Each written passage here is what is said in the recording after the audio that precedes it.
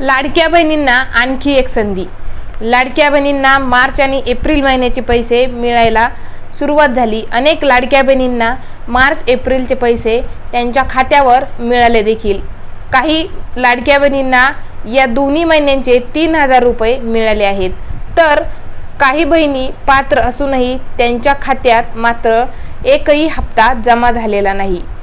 परंतु या लाडक्या बहिणींना आता एक संधी चालून आलेली आहे. त्यांची लाडकी बहीण योजनेचा लाभ घेण्याची संधी अजूनही गेलेली नाही.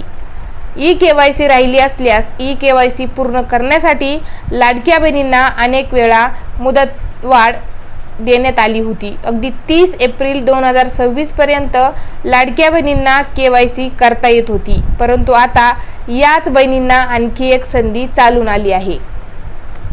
ज्या लाडक्या बहिणींनी ई-केवायसी केलेली नाही, त्यांना पैसे आलेले नाहीत, अशा लाडक्या बहिणींना ऑनलाईन पद्धतीने ई-केवायसी आता करता येणार नाही. परंतु या महिला जिल्हा महिला विभागाच्या माध्यमातून ई-केवायसी करू शकतात.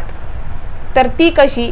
जिल्हा महिला विकास विभागात तुम्ही कागदपत्रे सादर करून ई-केवायसी प्रक्रिया पूर्ण करू शकता. आता ही शेवटची संधी आहे. ही संधी जर हुकली तर तुमचे नाव लाडकी बहीण योजनेच्या यादीतून हटवले जाऊ शकते.